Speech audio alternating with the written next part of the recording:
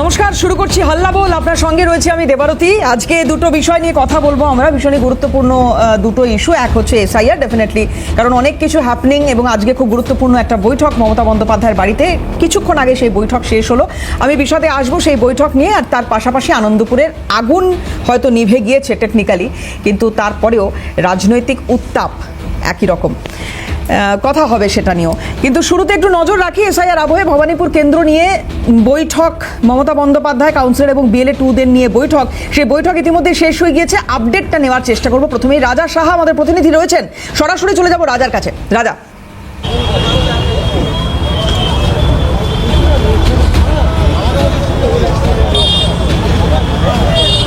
দেখো, তোমাকে বলি যে দীর্ঘ 30 মিনিটের বৈঠক হয়েছে ভবানীপুর বিধানসভা কেন্দ্রের বিএলএ 2দের নিয়ে এবং সকল কাউন্সিলরদের সঙ্গে।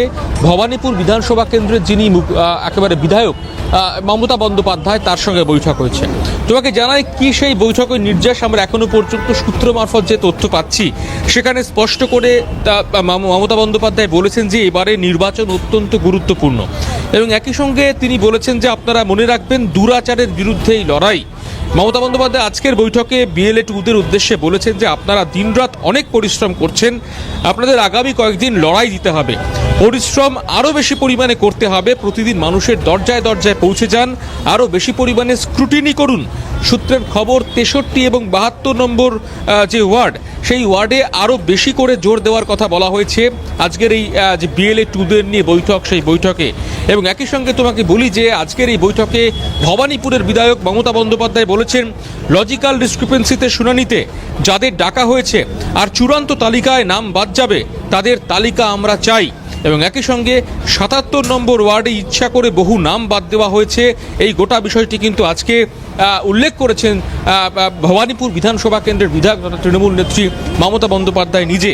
আমরা সূত্র মারফত যে খবর পাচ্ছি, সেখানে স্পষ্ট করে বলা হয়েছে যে প্রত্যেক দিনের রিপোর্ট একেবারে ফিরাদ হাকিম, 82 নম্বর ওয়ার্ডের কাউন্সিলর তথা কলকাতার মেয়র ফিরাদ হাকিম, তাকে দিতে বলা হয়েছে এবং ফিরাদ হাকিম সেটি মমতা বন্দ্যোপাধ্যায়ের কাজ পর্যন্ত পৌঁছে দেবেন। প্রত্যেক কাউন্সিলরকে সতর্ক করা হয়েছে যে সক্রিয়ভাবে কাজ করতে হবে, তার কারণ আগামী কয়েকটি দিন কিন্তু গুরুত্বপূর্ণ লড়াইয়ে কিন্তু জোর দিতে হবে। তোমাকে তাহলে কি বললাম যে ফিরাদ হাকিমকে প্রত্যেকটি ওয়ার্ড থেকে রিপোর্ট দেওয়া হবে, প্রতিদিনের রিপোর্ট। ফিরাদ হাকিম সেই রিপোর্ট পৌঁছে দেবে মমতা বন্দ্যোপাধ্যায়কে। বিশেষ করে দুটি ওয়ার্ড বলা হয়েছে, 63 নম্বর ওয়ার্ড এবং 72 নম্বর ওয়ার্ড, এই দুটি ওয়ার্ডে বিশেষ গুরুত্ব দেওয়ার নির্দেশ কিন্তু আজকে মমতা বন্দ্যোপাধ্যায় বলেছেন। এবং সকলে বিএলএ 2দের উদ্দেশ্যে বলা হয়েছে আপনারা প্রত্যেকে রাস্তায় দারুণভাবে কাজ করছেন, আরও কঠিন পরিশ্রম করতে হবে, আরও কঠিন লড়াই দিতে হবে।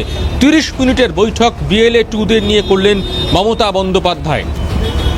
অনেক ধন্যবাদ রাজা। তোমাকে কথা বলছিলাম, রাজা সাহা আমাদের সঙ্গে ছিলেন সরাসরি, এবং যে আপডেট রাজার কাছ থেকে পেলাম, বৈঠক শেষ হয়ে গিয়েছে।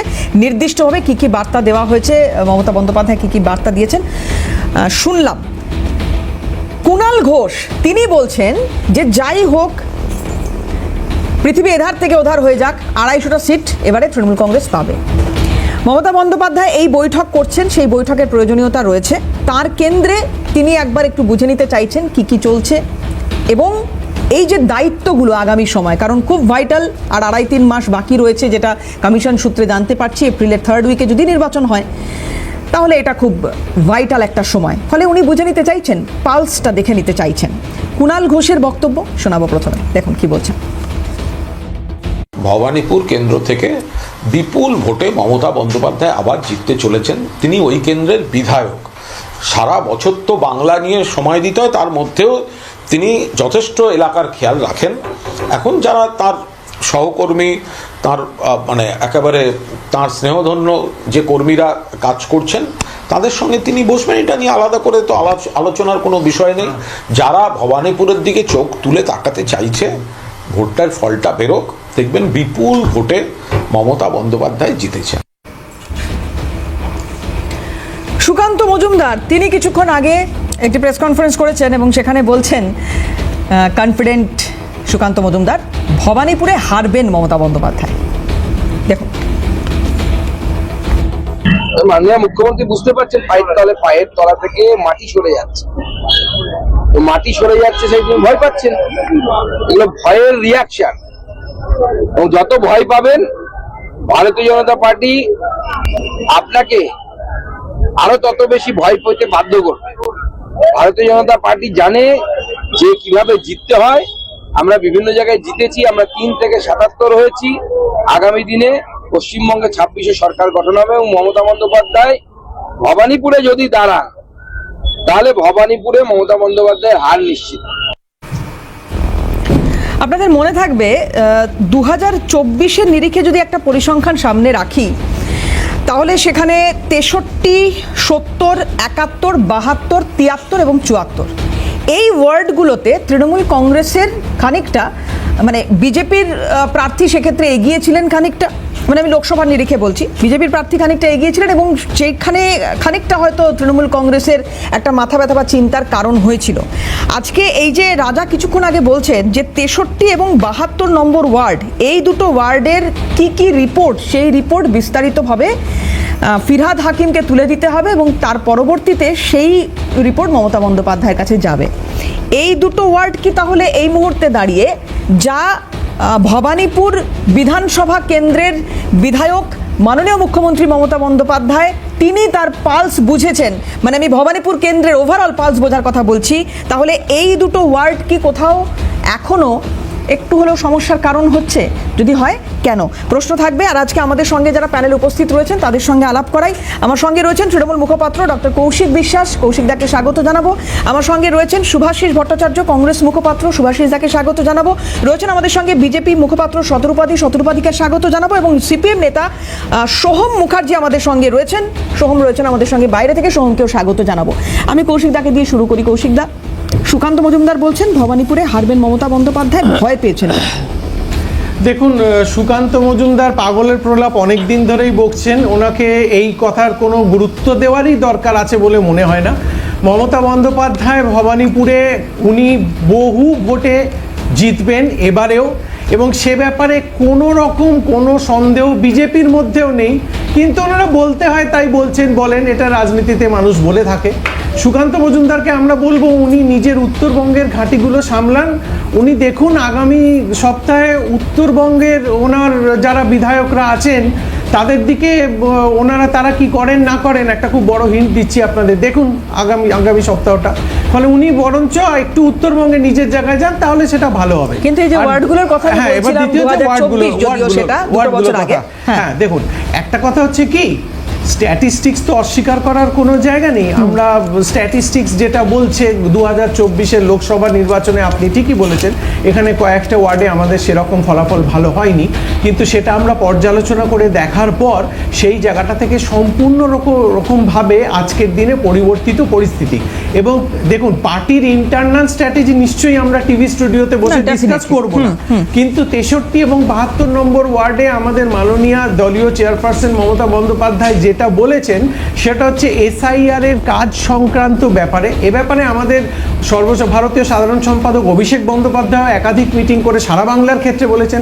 আজকে মমতা দিদি তার নিজের কেন্দ্রে দুটো ওয়ার্ডের এসআইআর সংক্রান্ত আমাদের বহু কিছু কাজ আছে, যেগুলো ইন্টারনাল কাজ, কিভাবে মানুষকে হেল্প করতে হবে, কিভাবে সহায়তা করতে হবে, লজিক্যাল ডিসক্রিপেন্সিতে যাদের নাম এসছে তাদের প্রত্যেকের বাড়ি বাড়ি 2 জন করে পৌঁছতে হবে। এই ব্যাপারগুলো উনি এই দুটো ওয়ার্ডকে আরেকটু জোর দিতে বলেছেন। এটা সম্পূর্ণ দলীয় অভ্যন্তরীণ মিটিং, এ ব্যাপারে পাবলিকলি এর চেয়ে বেশি কিছু আর বলা সম্ভব হবে না। শুধু এটুকুন বলতে পারি যে বিজেপির যত রকম ভাবেই প্রচেষ্টা করুক না কেন, বিজেপি আর 3 মাস পরে একটা শোচনীয় পরাজয়ের মুখোমুখি হতে চলেছে, এটা আপনারা জেনে রাখুন। বেশ, আমি শতরূপাধির কাছে আসবো। দিদি, পশ্চিমবঙ্গে সুপার চেকিং শুরু হয়েছে। পশ্চিমবঙ্গ ভোটের তো খুব বেশি দিন বাকি নেই, নির্বাচন কমিশনের তরফ থেকে বলা হয়েছে। বিজেপির তরফ থেকে লাগাতার আপনারা বলে চলেছেন যে তৃণমূল কংগ্রেস এবার সাংঘাতিক নাকি ভয় পেয়ে রয়েছে, এই ভোটটা কি হবে, অ্যাসিড টেস্ট ইত্যাদি ইত্যাদি। তো যাই হোক, সুপার চেকিংয়ের পরে কি সেই আপনাদের, যেটা আমি জানি না, আপনাদের ন্যারেটিভে সেই ভয় এটা কি আরো বাড়বে? দেবারতী, অনেক দিন পর তোমার সঙ্গে শো করছি, তো আমি অ্যাকচুয়ালি ভীষণ এনজয় করছিলাম যে প্রথমত মমতা ব্যানার্জি আমি অলওয়েজ মনে করি, অলওয়েজ, এটা আমি মানে এটা কোথাও অস্বীকার করার জায়গা নেই যে উনি অ্যাস্টিউট পলিটিশিয়ান, উনি মাটির গন্ধ পান আর কি এফেক্ট করতে পারে। এবং কৌশিকদা বা অন্যান্য ওদের সর্বভারতীয় অনেক নেতা আছে, তাদের থেকে অনেক বেশি মমতা ব্যানার্জি নিজে বুঝতে পারে কখন কোথায় কী হতে চলেছে।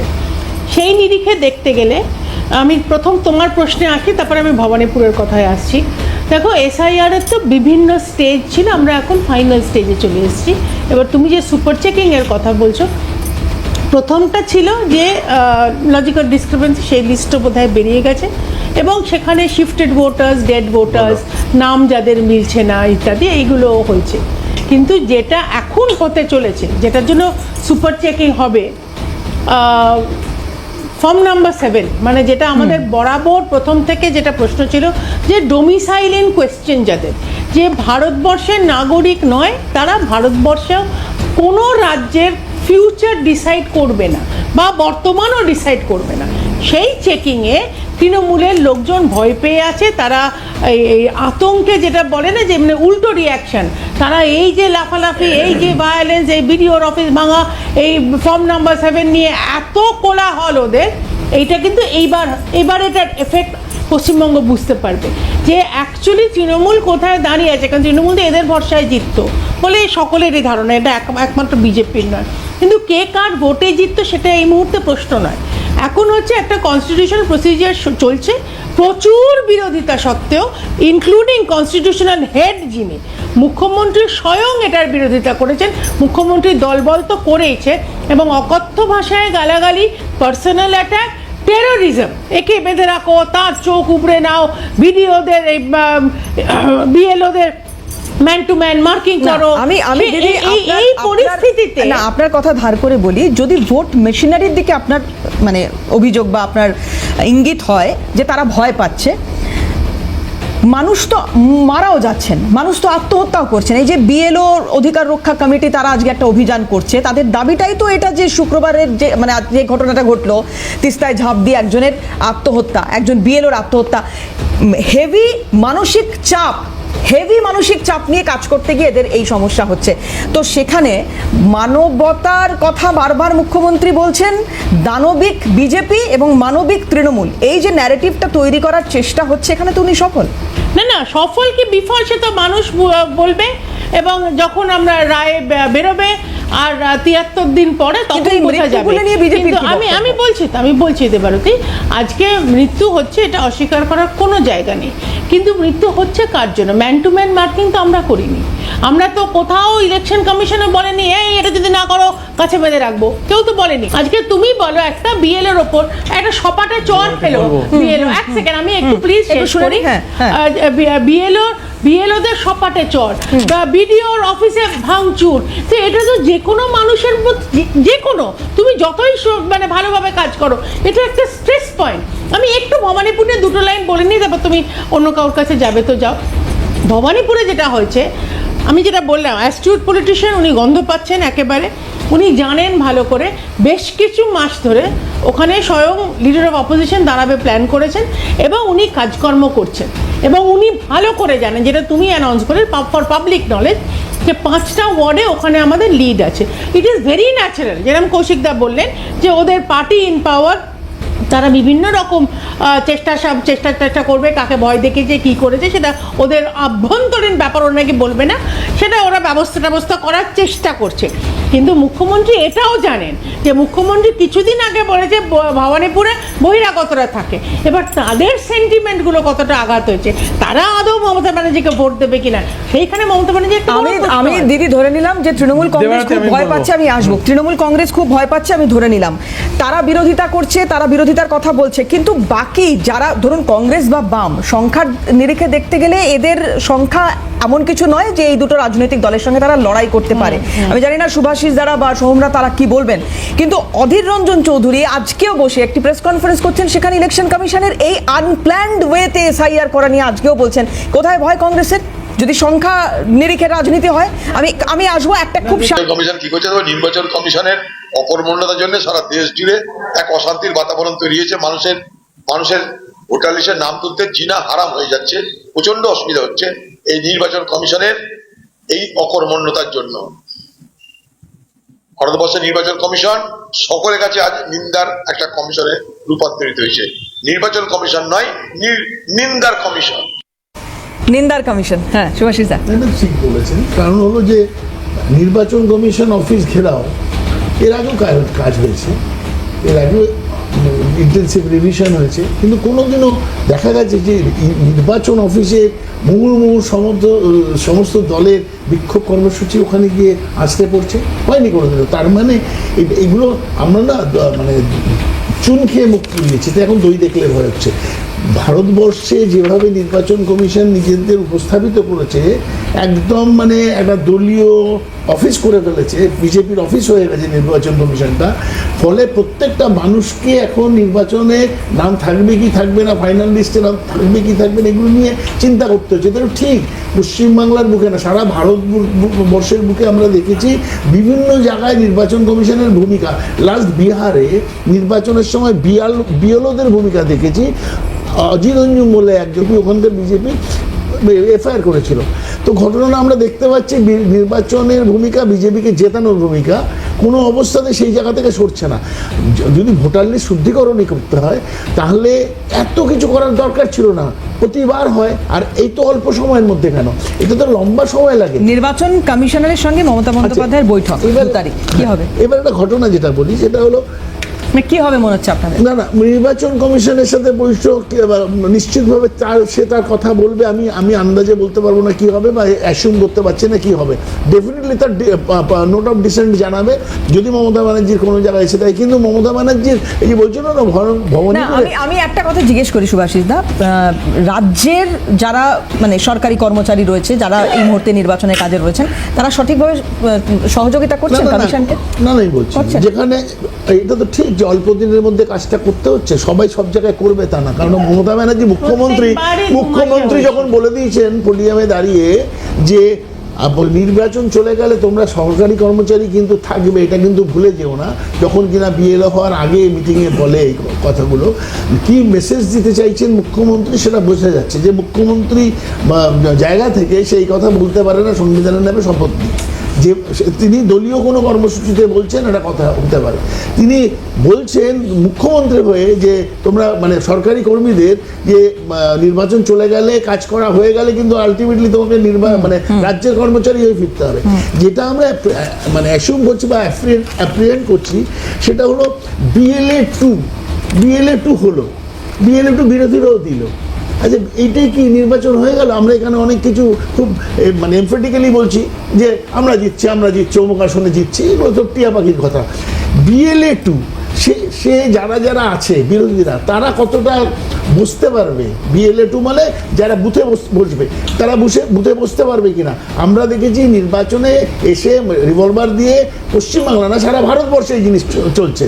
তো ঘটনা হলো বিশেষ করে এখানে এবং আমি বলি হয়েছে, বিহারেও হয়েছে, বিহারেও মাইনরিটিদের ভোট দিতে দেওয়া হয়নি, উত্তরপ্রদেশে মুসলিমদের ভোট দিতে দেওয়া হয়নি, পুলিশ আটকেছে। এবার এই বিএলএ গুলোকে কিভাবে মানে বিরোধীদের বিএলএ যারা তাদের বসতে দেবে? দ্বিতীয় কথা হয়েছে হলো নির্বাচনের দিন একটা সন্ত্রাস হয়, নির্বাচনের আগের দিন পাড়ায় ঢুকে একটা সন্ত্রাস হয়। আবার বিজেপি যেটা করছে সেটা ইলেকশন কমিশনকে খুব ঢুকিয়ে দিয়েছে এর মধ্যে। স্মার্ট পদক্ষেপের কথা আমি কোট আনকোট বলছি, যা স্মার্ট পদক্ষেপের ছবি আমরা দেখতে পাচ্ছি কমিশনের, সেই স্মার্ট পদক্ষেপে যদিও প্রতিদিন বদলাতে হচ্ছে নিয়ম কানুন, যাই হোক, তো আশা করবো যে এবার হবে না। সুপ্রিম কোর্ট যতবার ইন্টারফেয়ার করেছে আমার মনে হয়েছে না কোনোদিনও কোনো ইন্টেন্সিভ রিভিশনে সুপ্রিম কোর্টের এত খবরদারি করতে হয়েছে।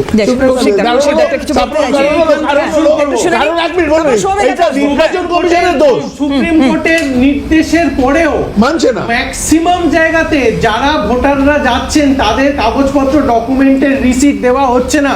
আজকে পর্যন্ত অ্যাজ অন ডেট 126 জন এসআইআর এ মারা গেছে।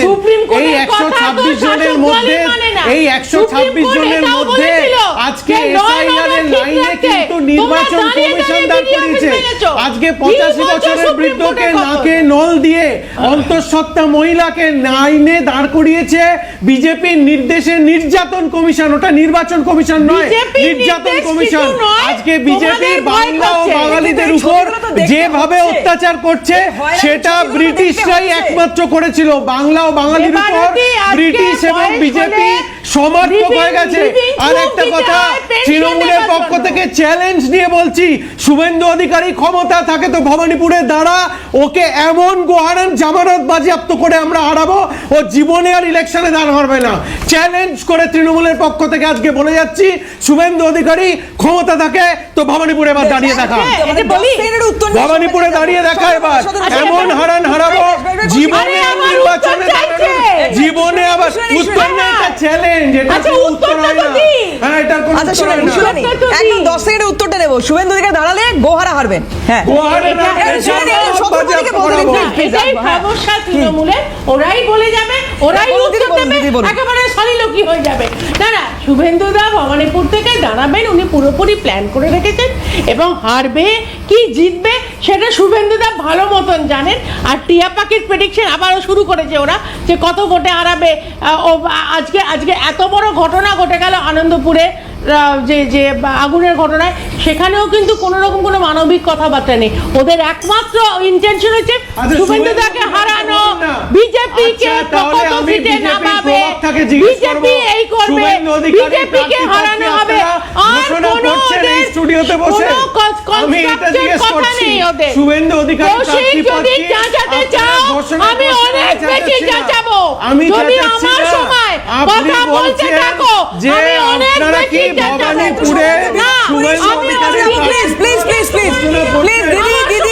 শতরূপাদি কৌশিকদা দুজনকেই বিরত করছি। একটু সোহমের কাছে যাই। সোহম, তোমার মত আমি তো শুনবোই, তুমি একটা কথা আছে, কোনো কথা নেই, আর কোনো কথা নেই, নিজের সময় বললো আমার সময় বলে যাচ্ছে। আচ্ছা, না আমি একটু শুনে নিই, আগে সোহমের কথা একটু শুনে নিই প্লিজ। শুনানির শেষ পর্যায়ে হাতে আর 8 দিন আছে, প্লিজ আমি আসছি। শুনানির শেষ পর্যায়ে হাতে আর 8 দিন মতো আছে। কি হবে সোহম, কি মনে হচ্ছে? প্ল্যান্ড বিষয়টা মানে চ্যালেঞ্জিং না প্ল্যান্ড, মানে আনপ্ল্যান্ড হওয়াতে খানিকটা সমস্যায় পড়বে কমিশন, কি মনে হচ্ছে? প্রথমত প্রাণ বাঁচানোর জন্য ধন্যবাদ। একটা তীব্র জায়গায় পৌঁছেছিল, একটা হচ্ছে ব্যক্তিগত সাংসারিক রাজনৈতিক বিবাদ। যাই হোক, সেটা হচ্ছে যে আজকে সকাল থেকে নিজের অভিজ্ঞতা দিয়ে হচ্ছে খুব টাটকা হাতে গরম অভিজ্ঞতা, প্রায় 12টা থেকে 2:30 অবধি লাইনে দাঁড়িয়ে, তারপর ভেতরে ঢুকে, তারপর নিজে মুখোপাধ্যায় এবং মুখার্জি এই দুটোই যে আমি নিজে, তার হচ্ছে তার প্রমাণ দিতে গিয়ে কয়েকটা অভিজ্ঞতার মধ্যে একটা অভিজ্ঞতার কথা বলবো। প্রথম ভোটার নাম উঠেছে, সেটা বাবার সাথে এসে লাইনে দাঁড়িয়ে আছে, ঠিক আমার পরেই। সমস্যা কি না, বাবার বানানের মধ্যে ভুল আছে। ভুলটা করেছে কে? নির্বাচন কমিশন। ভুলটা শোধরানোর চেষ্টা করেছে কে? তার বাবা। কিন্তু সেটা এখন অব্দি শোধরাতে পারেনি বলে প্রথম ভোটারকে এসে দাঁড়াতে হচ্ছে। তারপর তো অজস্র যে মানুষজন আছেন, বয়স্ক, অসুস্থ, আমি ধরেই নিচ্ছি যে আমরা যারা রাজনৈতিক কর্মী, ওখানে যারা আছেন, যারা রাজনীতি করেন, নির্বাচনে প্রতিদ্বন্দ্বিতা না করলেও বিভিন্ন রকমভাবে নির্বাচনী প্রক্রিয়ার মধ্যে, রাজনীতির প্রক্রিয়ার মধ্যে থাকেন সারা বছর, তারা জানেন যে আমাদের বছরের নির্দিষ্ট সময় এই ধরনের মৃত voter, dead voter, shifting voter, এই ভোটারদের বাদ দেওয়ার এবং নতুন ভোটার তোলার একটা প্রক্রিয়া চলে। তো আমরা বিরোধী দলের যারা কর্মীরা আছি বা শাসক দলেরও অনেকে নিশ্চয়ই, অনেকে চান বা অনেকে চান না, এই ধরনের হচ্ছে যে প্রক্রিয়ার মধ্যে মৃত ভোটারদের বাদ দেওয়ার যে প্রক্রিয়াটা থাকে। যদি নির্বাচন কমিশন যদি আমাদের কথা শুনে বা সঠিকভাবে এই মৃত ভোটারদের বাদ দিত, তাহলে দিগেনবাবুকে 2-3 বার হচ্ছে ওপর থেকে নেমে এসে ভোট দেওয়াতে পারত না তৃণমূল, এটা খুব স্বাভাবিক। এখন মুশকিল হলো যে এই বিষয়গুলো আসলে কোনো বিষয় না। এই বিষয়গুলোকে কিছুদিন নির্বাচনের আগে হাওয়ায় ভাসিয়ে রাখতে হয়, ঠিক যেরকম ভাবে এনআরসি, সিএ এগুলোকে ভাসিয়ে রাখতে হয়েছিল, তারপর বেমালুম এগুলোকে আলোচনা থেকে দূরে সরিয়ে যাওয়া। আজকে রান্নার গ্যাসের দাম 880 টাকা। আজকে এই মুহূর্তে দাঁড়িয়ে সরকারি কোনো কাজের সুযোগ নেই। আজকে এই মুহূর্তে দাঁড়িয়ে সব থেকে বেশি জিনিসপত্রের দাম, জিএসটির নামে ধাপ্পাবাজি চলছে, জিনিসপত্রের দাম, ওষুধের দাম লাফিয়ে লাফিয়ে বাড়ছে, এদিকে বলা হচ্ছে কমছে, ওদিকে বাড়ছে। এগুলো আসলে ইস্যু ছিল। ঠিক যেরকম ভাবে নির্বাচনের আগে আসল ইস্যুগুলোকে, কাজের ইস্যু, যে মন্দির মসজিদ করা কাজ নয় সরকারের, এই যতটা কনফিডেন্সে বলছিলেন না, আসলে ভবানীপুর হোক আর ভগবান গোলা হোক না, কিন্তু ডেফিনেটলি যেগুলো তুমি বলছো সোহম, সেগুলো বুঝলাম, সেগুলো মেনেও নিলাম ভাই। কিন্তু কথা হচ্ছে এটাও তো ঠিক, যদি কমিশনের এটা উদ্দেশ্য হয় যে অবৈধ ভোটার যারা আমাদের হাওয়া বাতাস জল খেয়ে বেঁচে আছে তাদেরকে চিহ্নিত করা, তাহলে সেটা তো দোষের কিছু থাকার কথা নয়, যদি সেটা প্রপার ওয়েতে হয়। এক্স্যাক্টলি, এবং প্রপার ওয়েতে এবং যুক্তিসঙ্গত। আপনি এখন খুব কথা সুপ্রিম কোর্টে বলতে তো বাধ্য হলো যে লজিক্যাল। এখন লজিক্যাল কি? লজিক্যাল একজন মোহাম্মদের পরে এমডির পরে একটা ফুল স্টপ আছে কিনা, সেই জন্য তাকে কি হচ্ছে লাইনে দাঁড়াতে হবে প্রমাণ করতে। লজিক্যাল কি? কুমার একজন আর কে আর একজন। লজিক্যাল কি? মুখার্জি একজন, মুখোপাধ্যায় একজন। এই চ্যাটার্জি, চট্টোপাধ্যায়। লজিক্যাল কি? সংখ্যালঘু ওয়ার্ডগুলোতে, কলকাতার রাজাবাজারের মতো ওয়ার্ডগুলোতে প্রশ্ন করা হচ্ছে যে তুমি প্রমাণ করো যে তোমার বাবা হচ্ছে একজনই এবং 6 জন কি করে বাচ্চা হতে পারে। প্রমাণ করো যে তোমার বাবার সাথে তোমার 39 বছর বয়সের ফারাক হতে পারে। আমরা ভুলে গেলাম নরেন্দ্র মোদী কজন সন্তান তার বাবা মায়ের, কত নম্বর তিনি, অমিত শাহ কত নম্বর, কজন ভাই বোন। এই অযৌক্তিক জিনিসগুলোকে লজিক্যাল বলে সাধারণ মানুষকে হ্যারাসমেন্ট করা হচ্ছে। সেই একই কথা বলে আপনি যেটা বলছেন আমি একমত, যে ওইরকম ভাবেই বলা হয়েছিল জোট বাতিলের জন্য লাইনে দাঁড়ান, লাইনে দাঁড়িয়ে মরে গেল মানুষ। তারপরে কটা হতে জঙ্গি হামলা হলো, কটা হতে জাল নোট হচ্ছে উদ্ধার হয়েছে, কত কালো টাকা উদ্ধার হয়েছে। নরেন্দ্র মোদী ফিরেছে, নীরব মোদী ফিরেছে, কেউ ফেরেনি। আসলে নরেন্দ্র মোদীও নীরব মোদী হয়ে গেছে এখানে দাঁড়িয়ে, খুব স্বাভাবিক। আর এমনিতেও ওতে যে বলছিলেন না, এটার জন্য আরো বেশ কিছু আর বেশ কয়েকটা দিন অপেক্ষা করতে হবে। চূড়ান্ত ভোটার তালিকা পাওয়ার পরে দেখা যাক কত রোহিঙ্গা পাওয়া যায় বা যে প্রশ্নগুলো উঠছে। আমি আসবো একটু মেহতাব হোসেন, আমি আসছি। মেহতাব হোসেন, তাকেও আজকে নোটিশ দেওয়া হয়েছে, কি বলেছেন তিনি একটু শোনাবো আপনাদের, দেখো। थोड़ा हैरेसमेंट होता है मगर क्या करें, अभी तो करना ही पड़ेगा। मैंने ये कोई चॉइस नहीं है, जाना ही पड़ेगा। और भी प्लानिंग होना चाहिए था मेरा ख्याल से, प्लानिंग करके ये होना। देखिए सब जगह होता है, सब जगह करेक्शन होता है, कहीं कहीं पे ये एचआईआर करेक्शन हो जाने से सबका अच्छा भी होगा, मगर प्लानिंग होने से प्लानिंग का थोड़ा प्रॉब्लम है।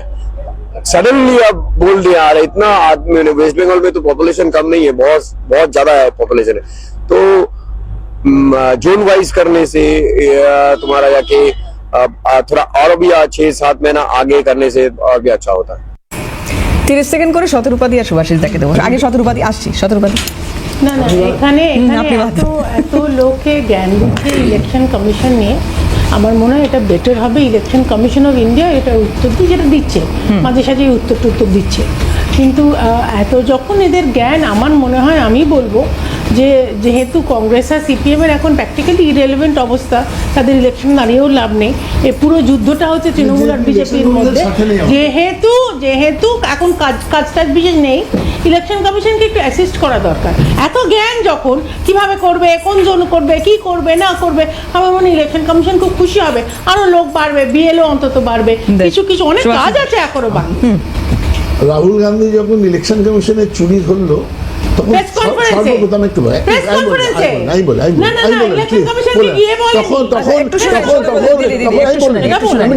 আমি একটু বলে নিই। তারপর যখন ধরলো চুরিগুলো, একজন একটার প্রেমিসেসে 7,000 ভোটার, একটা মডেলের 22 জায়গায় নাম, এগুলো যখন ধরলেন তখন যে ডিফেন্ড করতে এসেছিল নির্বাচন কমিশন অনেক পরে এসছে, তার পরের দিনই এসেছিল বিজেপি।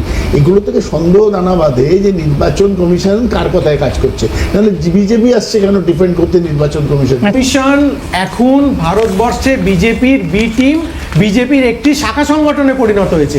তার কারণটা হচ্ছে গিয়ে এইটা, পশ্চিমবঙ্গে একা কেন লজিক্যাল ডিসক্রিপেন্সি হচ্ছে, অন্য রাজ্যগুলোতে হচ্ছে না, সেইটার একটা যুক্তিগ্রাহ্য জবাব আজ পর্যন্ত নির্বাচন কমিশন দিতে পারলো না।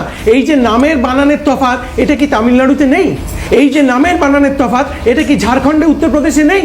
তাহলে কেবলমাত্র পশ্চিমবঙ্গে কেন লজিক্যাল ডিসক্রিপেন্সি করছো, তার জবাব আজ পর্যন্ত দিতে পারলেন না।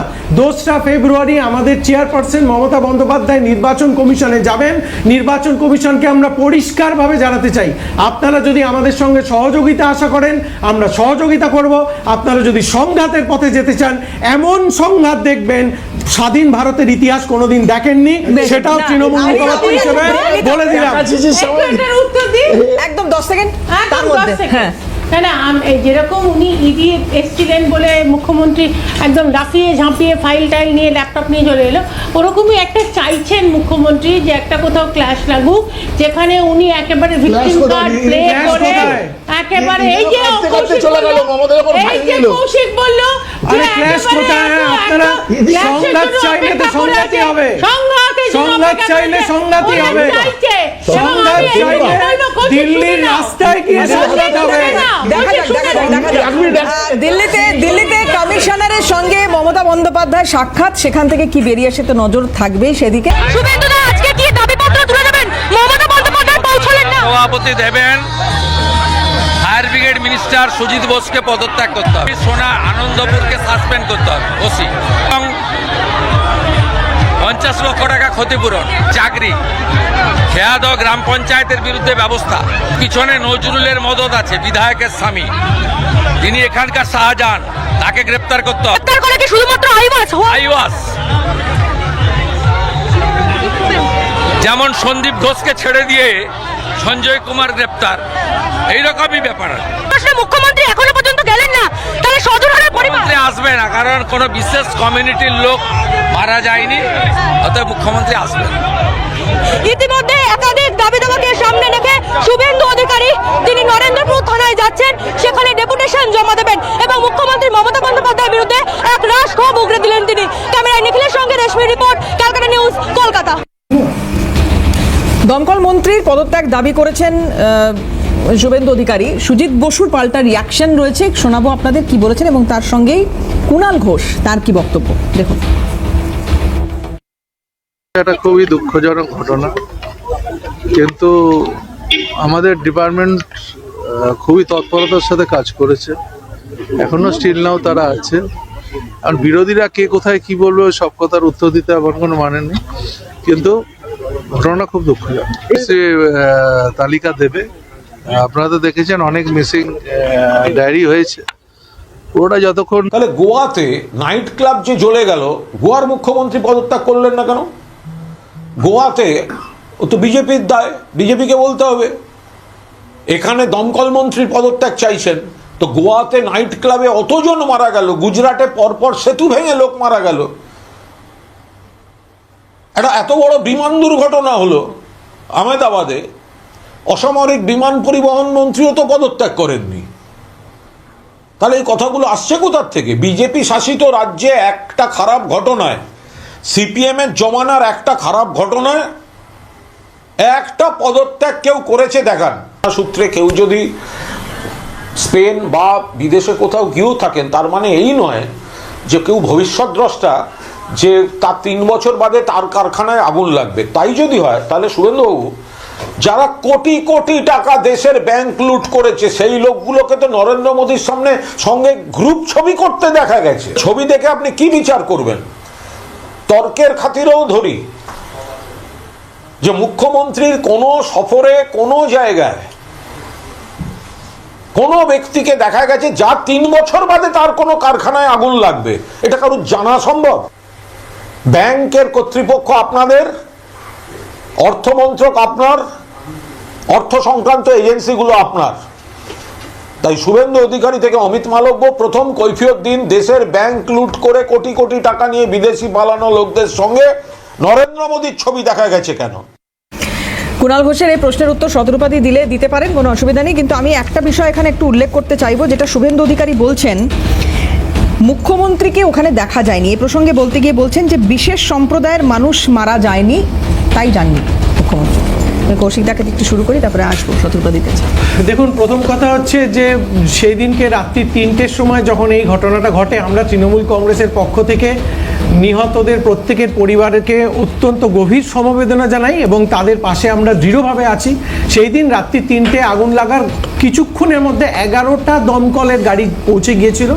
8-9 ঘন্টার মধ্যে আমাদের একজন মন্ত্রীও গিয়েছিলেন। তারপর যা যা অ্যাজ পার রুল বুক প্রোটোকল করার কথা করা হয়েছে।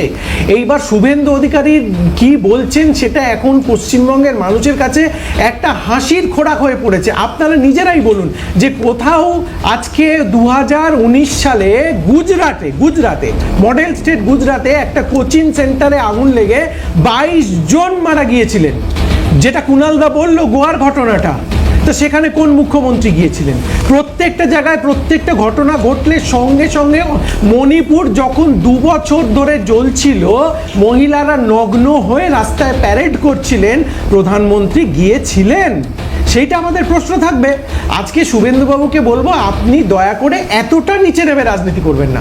আপনি নিচে নেমে রাজনীতি করেন, এটা পশ্চিমবঙ্গে সবাই জানে, কিন্তু এতটাও নিচে নেমে রাজনীতি করবেন না। আপনি আপনার দলীয় আভ্যন্তরীণ দ্বন্দ্বে দিশাহারা, সেইটার দায়ভারটা আপনি এত নোংরা সাম্প্রদায়িক ব্যাপারের মধ্যে নিয়ে যাবেন না যে একটা সম্প্রদায় মারা যাননি বলে এসেছেন। উনি সবকিছুর মধ্যেই ওই সাম্প্রদায়িক বিভাজনটা দেখেন। আমরা এটা তীব্র বিরোধিতা করছি। মণিপুরের ঘটনায় আপনারা সমালোচনা করেছেন কংগ্রেস সমালোচনা করেছে, সেটা অন্যান্য সত্য বিরোধী নয়। রাজনৈতিক দল করেছে, ডেফিনেটলি করেছে, এবং সেটা আপনাদের স্ট্যান্ড থেকে আপনারা সঠিক করেছেন। কিন্তু কথা হচ্ছে যে সেটাই যদি রিপিটেশন হয়, সেটারই যদি রিপিটেশন না, অন্য কোনো কথাটা হচ্ছে রাজনৈতিক দল আমরা করে, যেটা বলছি- আপনারা যেমন সমালোচনা করেছেন তেমন সমালোচনা তো ওরাও করবেন। না, কিন্তু উনি কি বলছেন, যেটা আপনি বললেন যে একটা বিশেষ সম্প্রদায়ের কেউ মানা যায়নি বলে মুখ্যমন্ত্রী আসেননি, উনি যেটা বলছেন সেইটার পরিপ্রেক্ষিতে আমরা বলছি এতটাও নিচে নামবেন না, সাম্প্রদায়িকতা করতে করতে এতটাও নিচে নামবেন না যে মৃত্যুর মধ্যেও আপনি সম্প্রদায় দেখবেন। এইটাকে আমরা ধিক্কার জানাই। সুভাষদার কাছে একটু আসবে এখান, তারপরে আসি দিদির কাছে। হ্যাঁ, বলছি সেটা হলো আগামীকাল আমরা ওই নাজিরাবাদ যাচ্ছি, শুভঙ্কর সরকার আমাদের রাজ্য সভাপতির নেতৃত্বে। কেন যাচ্ছি? 163 ধারা। তার আগে গতকাল আমরা 163 ধারা কি করে যাবেন? আমাদের আটকা, আমরা গতকাল মানে আপনারা কি খবরে থাকার জন্য আটকানো চাইছেন? না, আমি বলছি এটা কথা, মানবিকতা দুটো দলেরই নেই। প্রথম কথা, যেদিন পুলওয়ামা হলো সেদিন শুটিং করছিলেন, 40 জন সেনা মারা যাওয়ার পরও প্রধানমন্ত্রী শুটিংয়ে ছিলেন। আজকে এরকম অগ্নিদগ্ধ হলো, একটা পুরো ওয়েটল্যান্ডের মধ্যে অবৈধভাবে নির্মাণের মধ্যে ব্যবসা চলছিল, তার দুদিন বাদে গেল ফায়ার মিনিস্টার। এটা তো নাকি 2008-9 এর কারখানা। আমি বলি আপনারা বামেদের বিরুদ্ধে আচ্ছা, যদি অন্যায়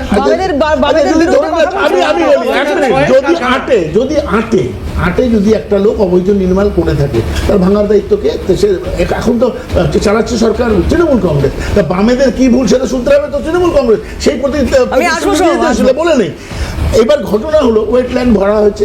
আচ্ছা, কালকে গেছিলাম আমরা যে যারা ওয়েটল্যান্ড ম্যানেজমেন্ট গ্রুপের কাছে, তারা বললো আমরা তো জানিই না, এখনো তাই হচ্ছে। আসলে তৃণমূল আসার পর এইখানে আমরা যখন বলছি বামেদের আমলে অন্যায় হয়েছিল, আজকের আমলে কি হচ্ছে? শুধু তোলাবাজি হচ্ছে, এবং তোলাবাজি শুধু নয়, যেখানে খুশি অবৈধ নির্মাণ হচ্ছে। এক একটা হলফনামা দেখুন, যে বামেদের চলে যাওয়ার পর তৃণমূল কংগ্রেসের হলফনামায় যারা তৃণমূল কংগ্রেসের পৌরসভার প্রতিনিধি হয়েছে, তার আগের হলফনামা দেখুন কত টাকা ছিল, তারপরে এখন দেখুন তাদের হলফনামা দিয়ে কত টাকা দিচ্ছে, তাদের হলফনামায় কত লক্ষ কোটি টাকা লিখছে। যারা এমএলএ হয়েছিল তৃণমূলের সেই সময়, আজকে তাদের হলফনামায় দেখুন নির্বাচনের আগে হলফনামায় কি লিখছে, কোটি কোটি টাকা লিখছে। এগুলো হয়েছে, এগুলো প্যাম্পার করেছে মুখ্যমন্ত্রী, দিনের পর দিন এগুলোকে বাড়তে দিয়েছে। তৃণমূলের সব দোষ আমি বুঝলাম, কিন্তু তারপরেও এইটা নিয়ে যখন আন্দোলন আপনারা করবেন বা করছেন, ঘটনা ঘটে যাওয়ার পরে গোড়ায় যেতে চাইছি। এটা মমতা বন্দ্যোপাধ্যায় মারা যাওয়ার আগে পেশেন্টটাকে দেখুক, যে পেশেন্টটাকে বাঁচানো যায় কিনা। মারা যাওয়ার পর টাকা ঘোষণা করছেন, এটা কি? বেশ, কুণাল ঘোষ বলছেন ম্যানমেড, এই ঘটনা ম্যানমেড। দুর্ঘটনা, আমি আবার বলছি, দুর্ঘটনা সবসময় দুর্ঘটনা। অতীতেও দুর্ঘটনা ঘটেছে, অন্য রাজ্যেও দুর্ঘটনা ঘটে। কোনটাকে ম্যানমেড বলে জানেন? যেটা সিপিএম জমানায় বউবাজারে রশিদ খানের বাড়ি বিস্ফোরণ হয়েছিল, ওইটাকে বলে ম্যানমেড। কারণ মানুষ সেখানে জঙ্গিদের আরডিএক্স রেখেছিল সিপিএম জমানায় রাইটার্স আর লালবাজারের পাশে, ওইটা হচ্ছে ম্যানমেড। কিন্তু হঠাৎ কোথাও আগুন লাগলে নিশ্চয়ই কারোর কোনো গাফিলতি, কোথাও কেন হলো, এগুলো পুলিশ প্রশাসন দেখছে। তো আপনি তখন গোয়ার নাইট ক্লাব নিয়ে তো কোনো উদ্বেগের কোনো কথা শুনিনি আপনার মুখে। দুর্ঘটনাটা দুর্ঘটনা, অবাঞ্ছিত, কারোর গাফিলতিতে হলে নিশ্চিতভাবে শাস্তি প্রাপ্য, কিন্তু সেটা পুলিশ প্রশাসন তো তদন্ত করছে। আমরা চাই একটাও দুর্ঘটনা না ঘটুক, খারাপ ঘটনা কেউ চায় না। সদরবাদী ম্যানমেড। মহাভারতে আমরা চতুর্গ্রহ দেখেছিলাম, এবং চতুর্গৃহতে যখন পাণ্ডবরা ঢুকছে তখন তো জানতো না যে চতুর্গৃহ শুকছিল, যে একদম মানে গন্ধ পাওয়া যাচ্ছে মোমের বা বিভিন্ন ইনফ্লেমেবল। এটা মহাভারতে পুরো বিস্তারিত দেওয়া আছে। আমার প্রশ্ন এইখানে যে এত বড় ঘটনা ঘটে গেছে, কার দোষ, কী রকম দোষ, কি এটা নিয়ে আমি বা অন্য রাজ্যের কথা খুব সহজেই বলা যায়, আমি সেটা নিয়ে ঢুকতেই চাইছি না। এত বড় ঘটনা, এতগুলো লোক মারা গেল, আমি দুটো প্রশ্ন করতে চাই। এক হচ্ছে ফায়ার লাইসেন্স যে ছিল না, সেটা তো বোঝাই যাচ্ছে, এবং তাতে ফায়ার মিনিস্টার সুজিত ঘোষ এসে বলছে আমি কি করে জানবো, আমার দেখার দরকার নেই। দেখবে কে?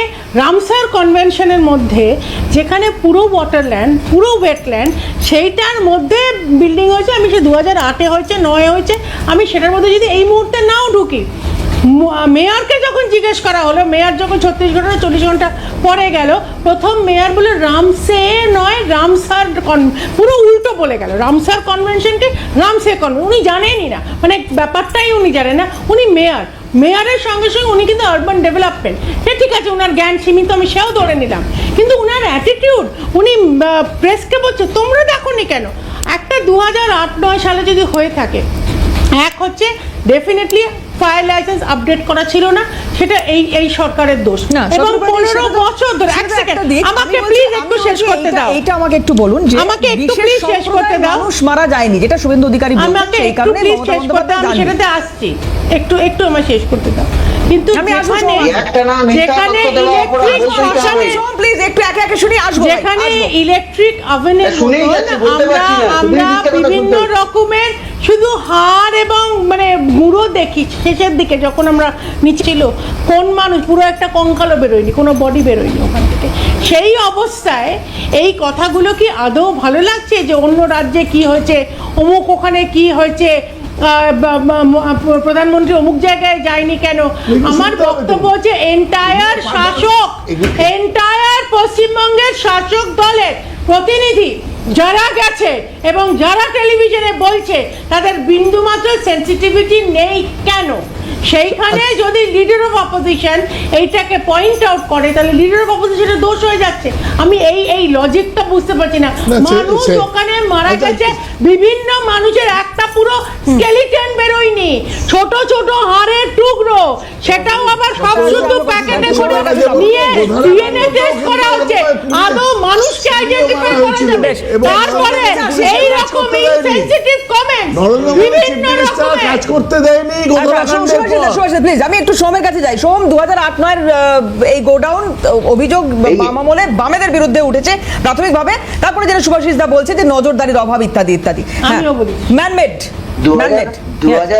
2011 সালের পর থেকে মোটামুটি ডেঙ্গু হলো, বলা হতো মশাটা হচ্ছে আগের হচ্ছে সরকারের সময় লার্ভা পেটেছিল, তাই জন্য হয়েছে। দেখুন, আপনার আমার কথার দরকার নেই, স্যাটেলাইট ইমেজ তো আছে, উপগ্রহ তো মিথ্যে কথা বলে না। তাহা মিথ্যে কথা বলছেন একজন চোর মেয়ে। সব থেকে বড় কথা হচ্ছে এই ধরনের আগে 5 তলা ওই জায়গা ভরে গেছে। আপনারা যারা সংবাদ মাধ্যমের প্রতিনিধি আপনারা জানেন, আপনি মজাটা কি বলুন তো, 1 ঘন্টার আলোচনা সেখানে দাঁড়িয়ে দ্বিতীয়বার বলার সুযোগ পেলাম, এবং আপনারা যে বাইরে এটা সেট করে মানুষকে দেখাচ্ছেন দুটো ঝগড়া করছে, মানুষ কিন্তু জানে যে তৃণমূলের লেবার রুম থেকে আর সিঙ্গুরের হচ্ছে ধর্ণা মঞ্চ সব জায়গাতে তৃণমূলের পাশে বিজেপি ছিল। আমাদের বলার দরকার নেই, কখনো তৃণমূল নেতারা বলে, কখনো আরে তোমরা তো বেসিক্যালি ইররিলেভেন্ট, কেন ভুল ন্যারেটিভ দিচ্ছ? বেসিক্যালি তোমরা ইররিলেভেন্ট, কোথাও তোমাদের কোনো অস্তিত্ব নেই। তোমরা কেন প্লিজ একটু শুনে নিন। বাংলার মানুষ কতদিন হারিয়ে গেছে মনে পড়ে? বাচ্চা করে না তৃণমূলের নেত্রীকে বড় বড় কথা বলছে, একটাই চোরবাজি, একটাই ডাকাত এসছে বাংলাতে বলতে। মানুষ জানে ওই তৃণমূলের ধর্ণা মঞ্চে সিঙ্গুরে গিয়ে বড় বড় কথা বলতেন তো, ওখানে যে রাজনাথ সিং ছিল, মানুষ জানে। এসব মিথ্যে হতে চিৎকার চেঁচামেচি করে কোনো লাভ নেই। মানুষ ভালো করেই বুঝতে পারে আমি এটাকে জাস্টিফাই করব না, কারণ তোমাদের বেসিক মানবিকতা নেই।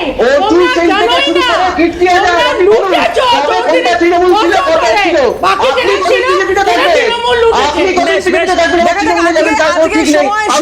সময় শেষ প্লিজ, আজকে সময় শেষ। প্রত্যেককে ধন্যবাদ সময় দেওয়ার জন্য, আপনারা যারা আমাদের সঙ্গে এতক্ষণ ছিলেন এবং আপনারা যারা ক্যামেরার ওপার থেকে আমাদের সঙ্গে ছিলেন আপনাদেরও ধন্যবাদ। শেষ করছি, অন্যান্য খবরের জন্য চোখ থাকুক সিএনএ।